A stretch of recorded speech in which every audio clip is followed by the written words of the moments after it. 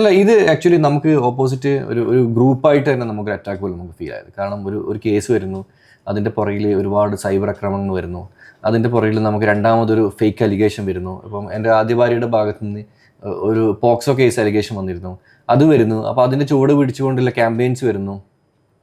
Mallu traveller എന്നുള്ള ഒരു platform എങ്ങനെ തകർക്കണം എന്ന ഉദ്ദേശത്തോട് കൂടിയിട്ട് പലരും പലതരത്തിലുള്ള കള്ളക്കേസുകളും കാര്യങ്ങളും കള്ളപ്രചരണങ്ങളൊക്കെ ആയിട്ട് വന്നു.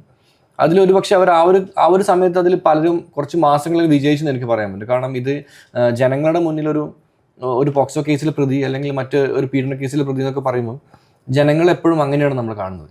അപ്പം അങ്ങനെ കാണുന്ന ആൾക്കാർ നമ്മൾ ഒഴിവാക്കിയിട്ടു. പക്ഷേങ്കിൽ ഇപ്പം ഒരു കേസ് കോടതി വിധി വന്നു, കോടതി വെറുതെ വിട്ടു. 2 വർഷം ഞാൻ നിയമപോരാട്ടം നടത്തി, കോടതി തന്നെ വെറുതെ വിട്ടു. ഫാമിലി ആയിട്ട് ഞങ്ങൾക്ക് ശരിക്കും നല്ല രീതിയിൽ എഫക്റ്റ് ആയിട്ടുണ്ട്, ടു ബി ഓണസ്റ്റ്. ഞാനും എൻ്റെ കുടുംബവും തമ്മിൽ ഒരു പ്രശ്നങ്ങളില്ല. അന്നും ഇന്നും എപ്പോഴും എൻ്റെ കൂടെ നിന്നത് എൻ്റെ വൈഫാണെങ്കിലും എൻ്റെ കുടുംബമാണെങ്കിലും എല്ലാം കൂടെ നിന്നിട്ടുണ്ട്. പക്ഷേങ്കിൽ പബ്ലിക്കിൻ്റെ മുമ്പിൽ നമ്മൾ ഒരു 10% ആൾക്കാരെങ്കിലും, എല്ലാവരും വിശ്വസിക്കും ഞാൻ പറഞ്ഞത്, ഒരു 10% ആൾക്കാരെങ്കിലും പബ്ലിക്ക് നമുക്ക് എതിരായിട്ട് വരാൻ തുടങ്ങി. അപ്പോൾ അത് അവർക്ക് എഫക്റ്റ് ആയിട്ടുണ്ട്.